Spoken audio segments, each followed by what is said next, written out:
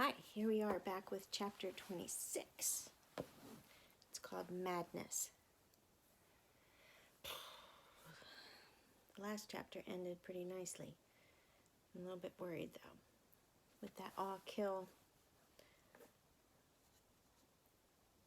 thing that they're worrying about. It makes me worry.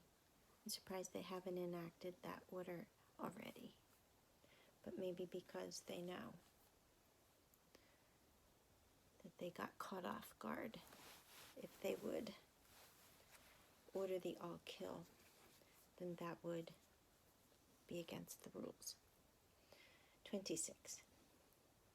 The Radio Tokyo men were back at Omori, smiling. What a lovely voice Louis had. What a brilliant job he had done. How about another broadcast? He wrote as long as he wrote his own copy, Louis saw no reason to decline. He composed another message to his family, then rode with the producers to Tokyo. When he reached the studio, the producers announced a change of plans. They didn't need the message he'd written. They had one already. They handed Louis a sheet of paper. This is what it said, exactly as written. Well, believe it or not, I guess I'm one of those lucky guys. Or maybe, I don't know, maybe I'm really unlucky. Anyway, here's me, Louis Zamperini, age 27, hometown Los Angeles, California, good old United States of America speaking. What I mean by lucky is that I'm still alive and healthy. Yes, and it's a funny thing. I've heard and also saw with my own eyes that I'm washed up. That is, I was reported to have died in combat. Yes, one of those who died gallantly fighting for the cause. I think the official report went something like this. First Lieutenant Louis S. Zamperini, holder of the National Interscholastic Mile record, is listed as dead by the War Department.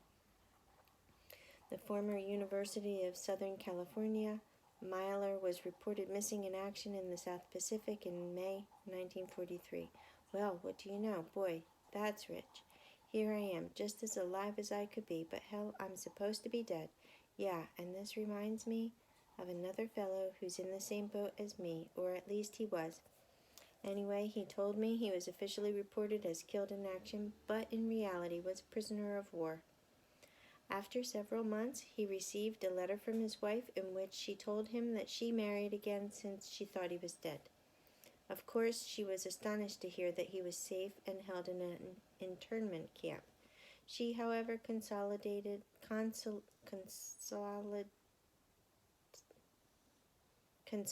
by saying that she was willing to divorce again and marry him once again when he gets home.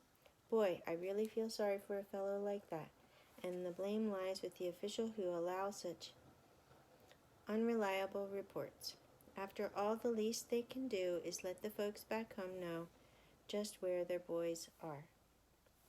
Anyway, that's not my worry, but I hope the folks back home are properly notified of the fact that I am alive and intend to stay alive. It's certainly a sad world when a fellow can't even be allowed to live. I mean, when a fellow is killed off by a so-called official report. How about that? Louis was aghast. He had long wondered why he'd been spared from execution on Kwajalein after the 9 Marines who had been killed, and why he'd been subjected to the will-weakening torment of Ofuna, yet not interrogated, even though everyone else had been. At last, the Japanese had made their intentions clear. On Kwajalein, after Louis's execution had been ordered, an officer had persuaded his superiors to keep Louis alive to make him into a propaganda tool. A famous American Olympian, he'd reasoned, would be especially valuable. Here's a footnote.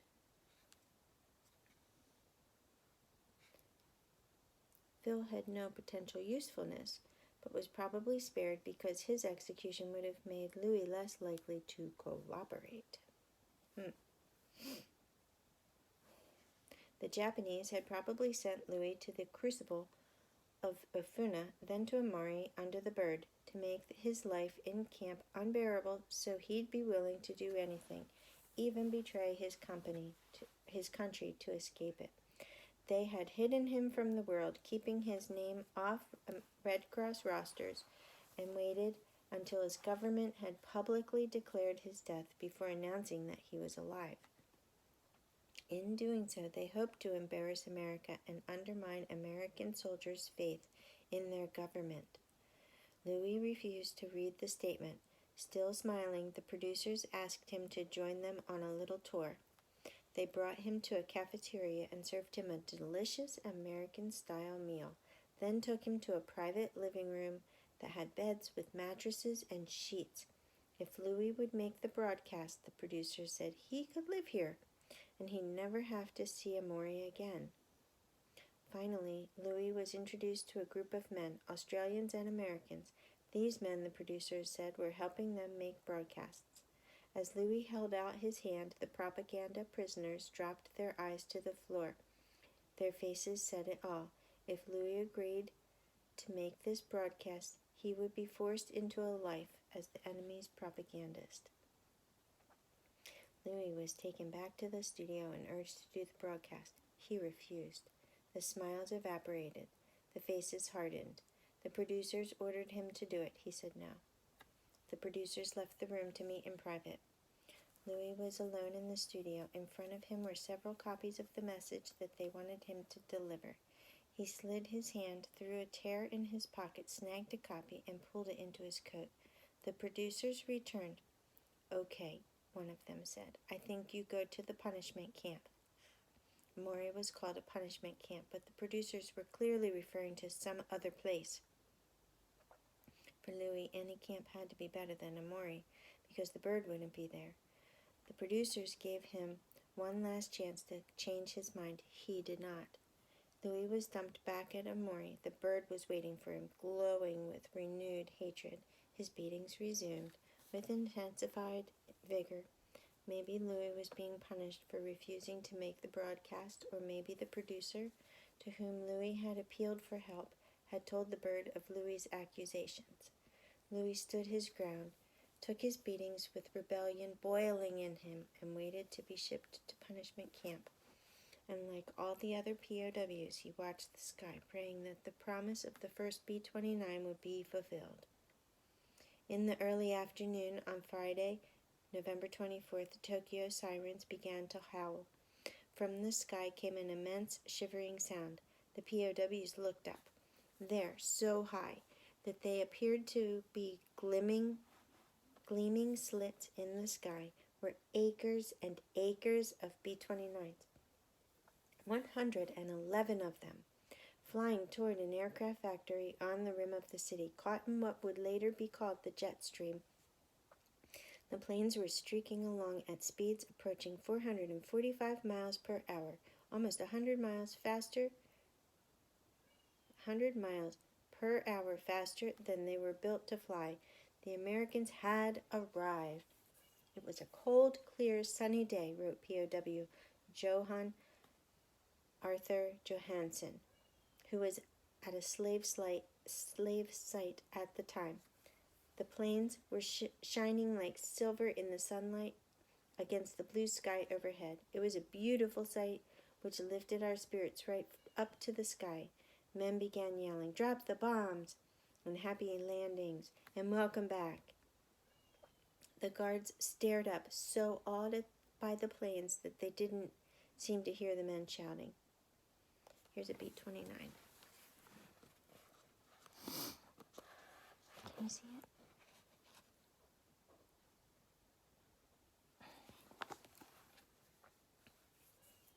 At Amaury, the camp accountant Yuichi Hato was standing with a group of POWs. As they watched, a lone Japanese fighter raced toward the planes, then abruptly, startlingly, flew straight into a bomber. The smaller plane shattering and raining down on Tokyo Bay. The bomber began falling, white smoke twirling from it. A single parachute puffed from its side, and one of the POWs cried, "One safe! Safe!" The English word caught in Hato's ear. He had heard it used only in baseball games. The bomber hit the water, killing all aboard.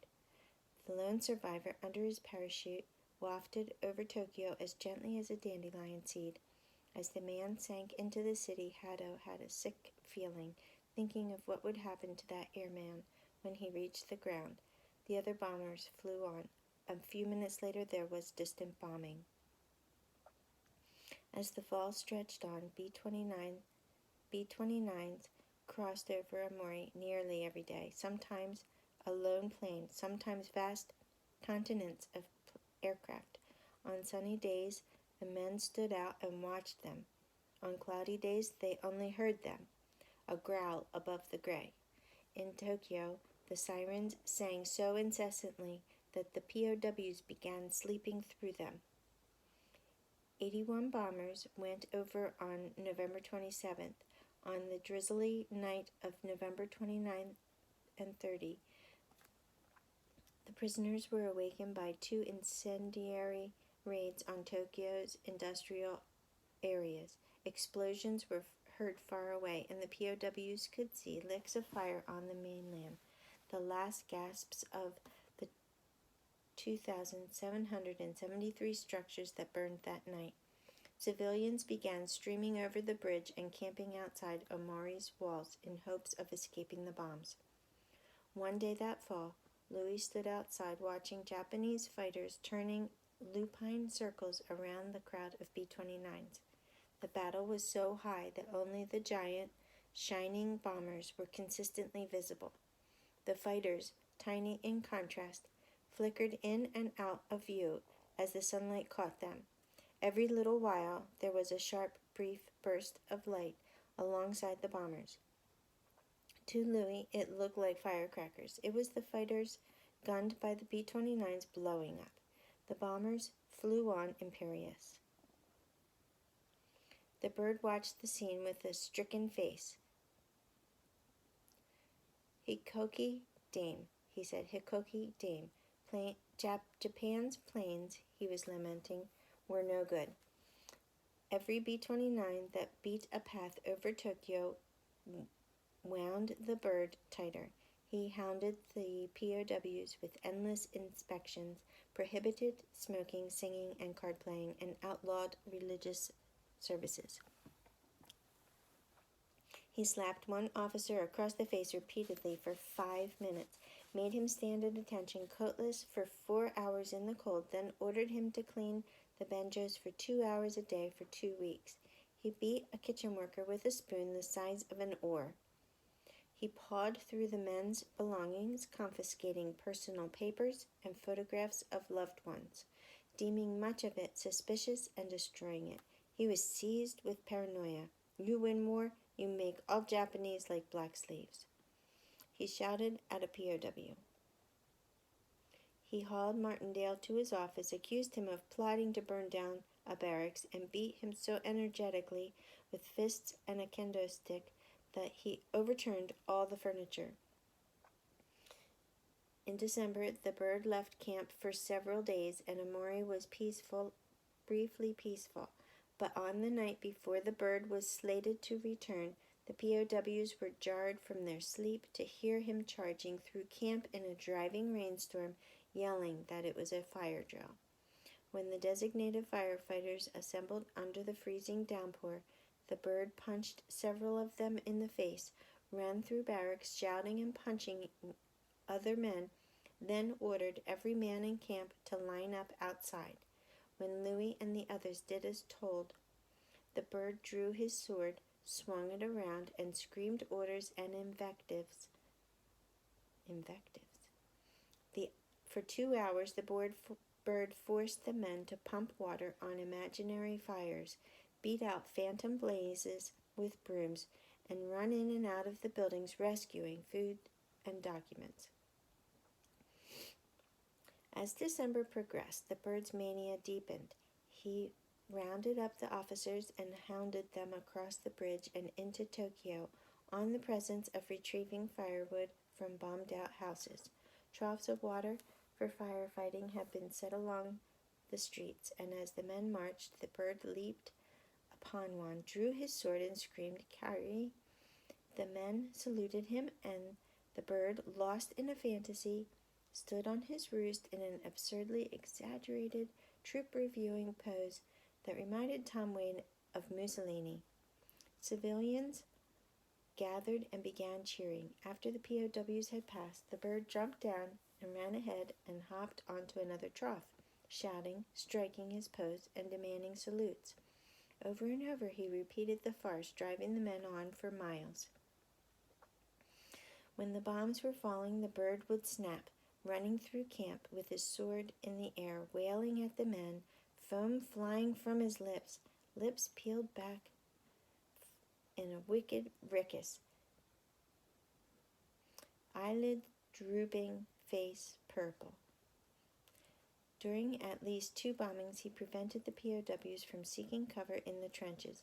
In one incident, he ran the POWs outside, stood them at attention, and ordered the guards to aim their rifles at them.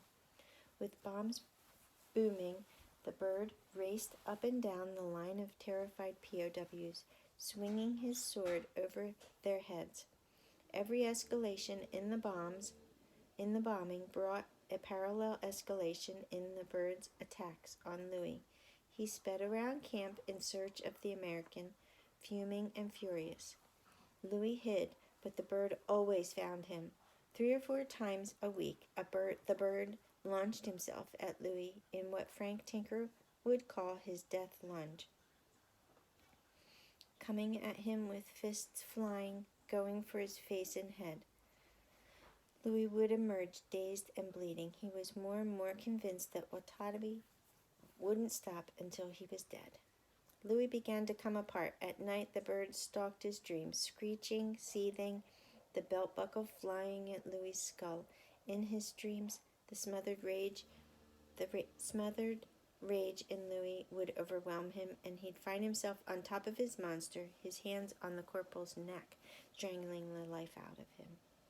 As Louis suffered through December, some 300 miles away, the former pilot was wasting away in a filthy, unheated barracks in the Century POW camp. Phil had been transferred to Century the previous August, joining one-legged Fred Garrett, who'd been transferred from Afuna. Though Afuna interrogators had spoken of Century as a plush reward, the camp was no such place. The prisoners' diet was so poor that the men wandered the compound, ravenous, pulling up weeds and eating them.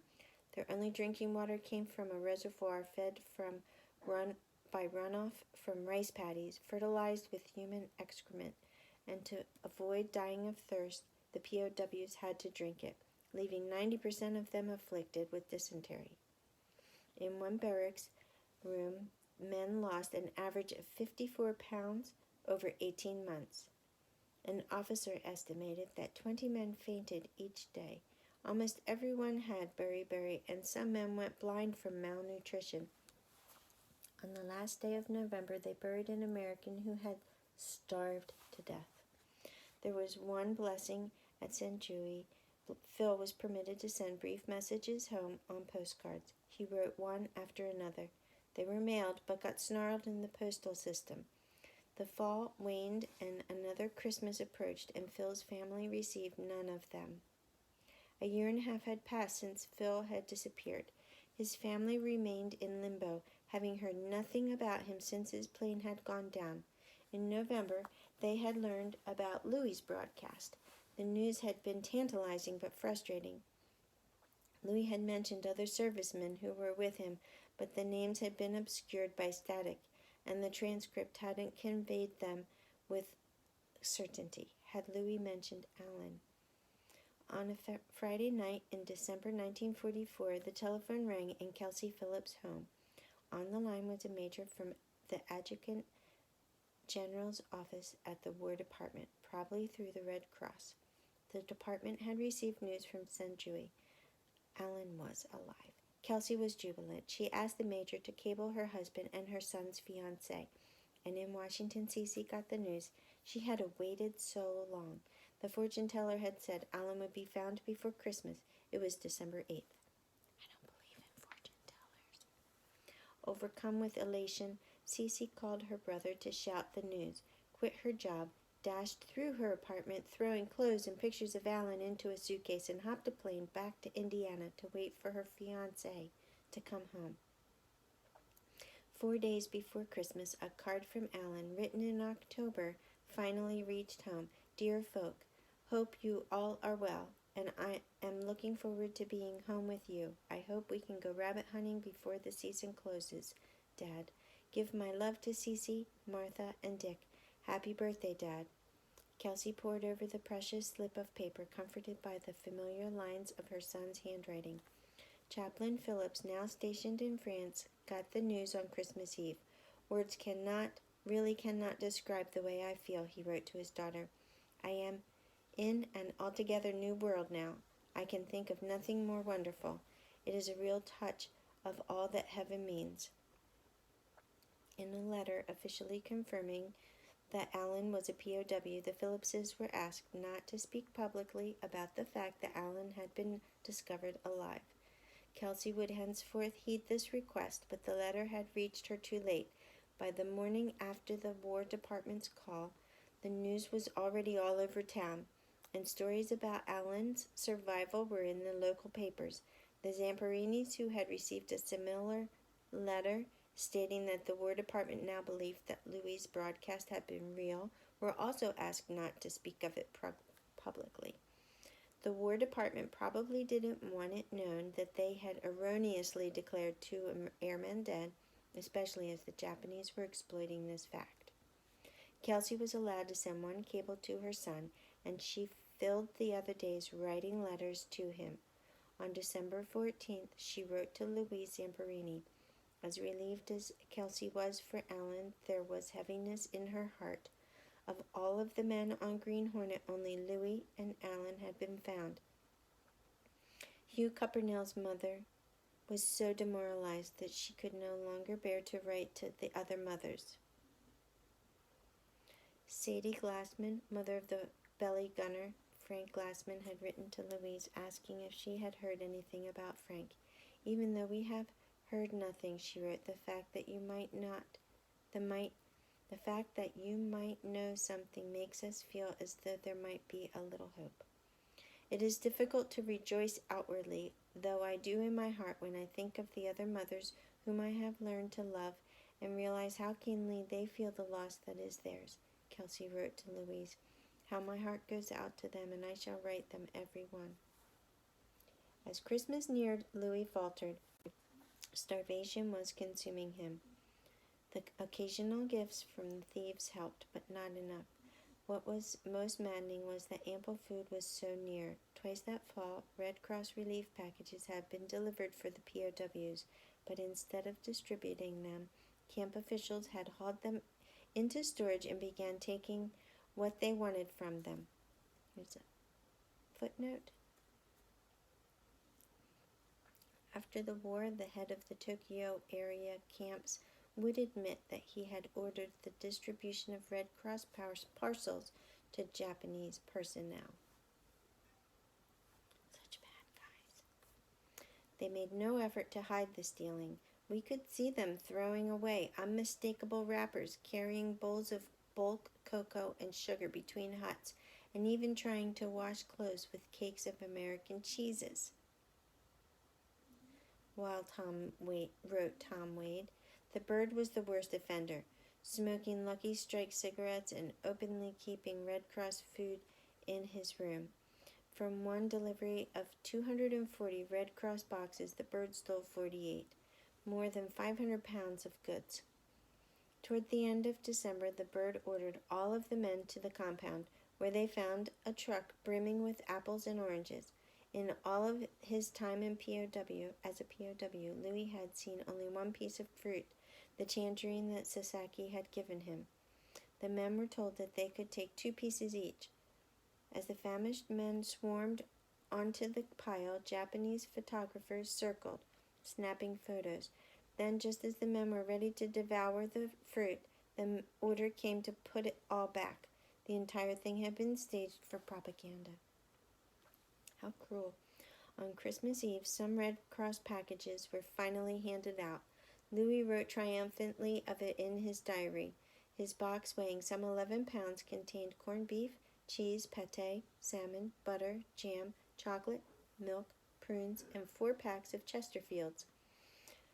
All evening long, the men of Omori traded goods, smoked, and gorged themselves.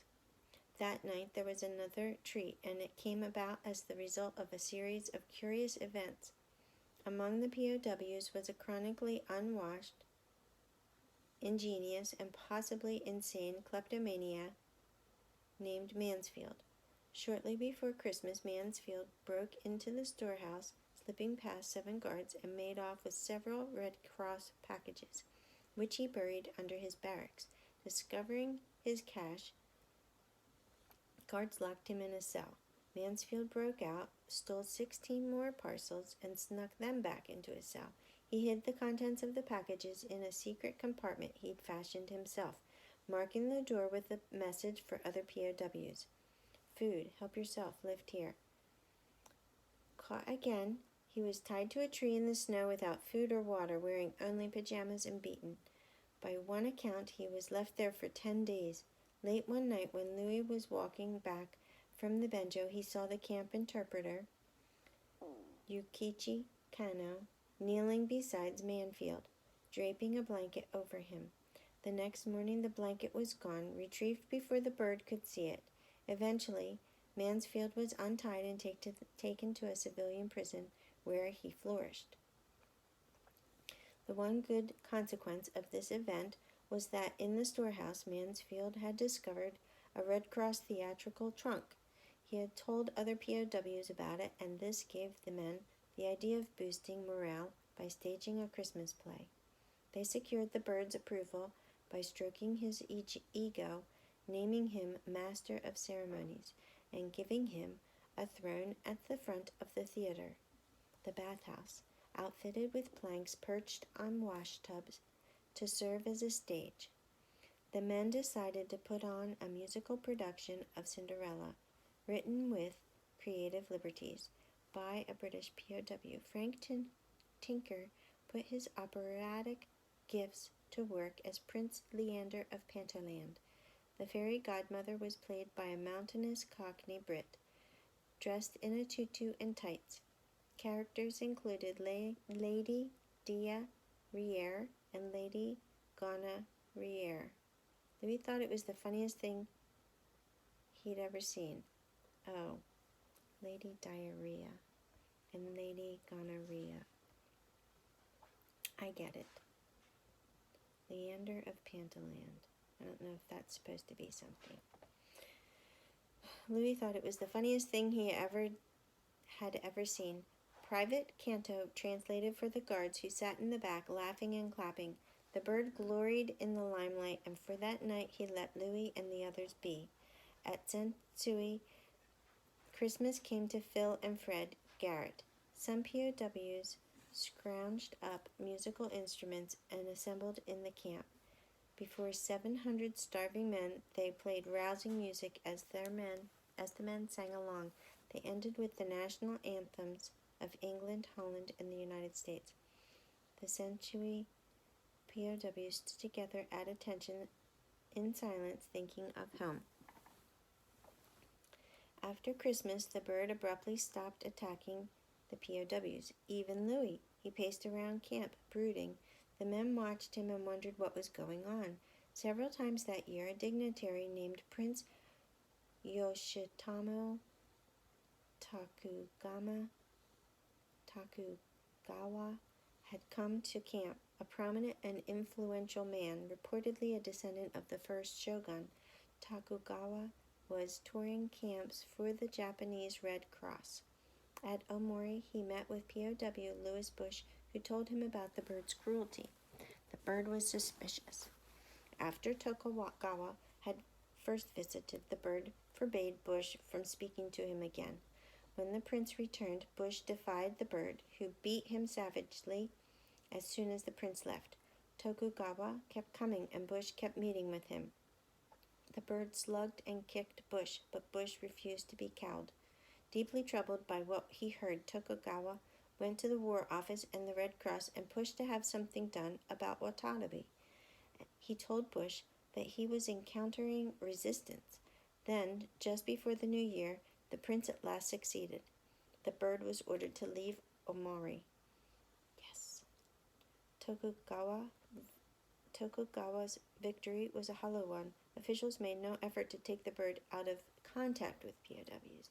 They simply ordered his transfer to a distant, isolated camp where he'd have exactly the same sway over prisoners without the prying eyes of the Prince and Red Cross, ensuring that no censure of Watanabe was implied. Colonel Sakaba promoted him to sergeant. The bird threw himself a goodbye party and ordered some of the POW officers to come. The officers dashed around camp to gather stool samples from the greenest dysentery patients, mixed up a ferocious gravy, and slathered it over a stack of rice cakes. When they arrived at the party, they presented the cakes to the bird as a token of their affection. While the men lavished the bird with lamentations on how they'd miss him, the bird ate heartily. He seemed heartbroken to be leaving. Later that day, Louis looked out of the barracks and saw the bird standing by the gate in a group of people shaking hands. All of the POWs were in a state of high animation. Louis asked what was happening, and someone told him that the bird was leaving for good. Louis felt almost out of his head with joy. If the rice cakes performed as engineered, they didn't do so quickly. The bird crossed the bridge onto the mainland. Looking perfectly well, at Omori, the reign of terror was over. Whew. Oh boy, that sounds horrible. But I'm glad he's gone, right? So chapter 27, Falling Down.